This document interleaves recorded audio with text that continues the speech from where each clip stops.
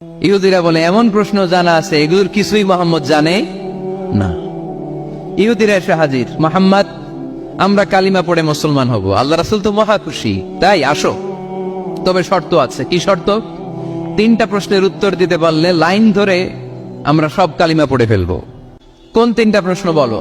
তারা প্রশ্ন শুরু করলো। প্রশ্ন নাম্বার 1, মা হুয়া রূহ। মোহাম্মদ বলো তো রূহ কারে বলে? রূহ কি? রূহ কাকে বলে? আমাদেরকে একলা ফেলে যখন রূহ চলে যায় দেয় কোনো নাড়াচাড়া নাই। ইহুদিরা বলল প্রথম প্রশ্ন রূহ কারে বলে বলো। 2 নাম্বার প্রশ্ন মান হুম আসহাবুল কাহাফ। আসহাবে কাহাফ সম্পর্কে কি জানো? কি জানো বলো। গুহাবাসী, গুহাবাসীদের সম্পর্কে কি জানো? অনেক আগে তারা এসেছিল পৃথিবীতে। 3 নাম্বার প্রশ্ন মান হুয়া যুলকারনাইন। যুলকারনাইন সম্পর্কে কি জানো বলো। প্রশ্ন কয়টা? প্রথম প্রশ্ন কি সম্পর্কে?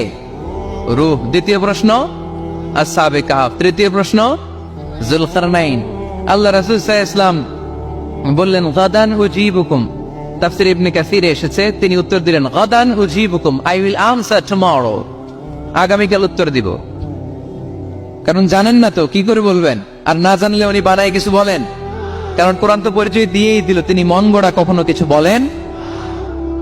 আগামীকাল উত্তর দিব। ওরা আগামীকাল উত্তরের জন্য হাজির, কিন্তু ওহী আসে নাই, উনি বলতেও পারে না।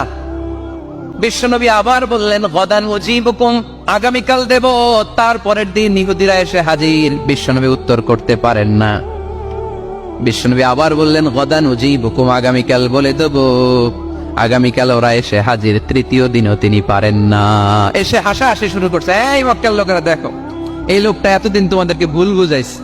এই লোকটা এতদিন বলেছে তিনি নবী। তিনি যদি নবী হতো তিনি তো প্রশ্নের উত্তর করতে পারতো, পারে না কেন? পারে না কেন? এটাই প্রমাণ করে তিনি নবী নয়।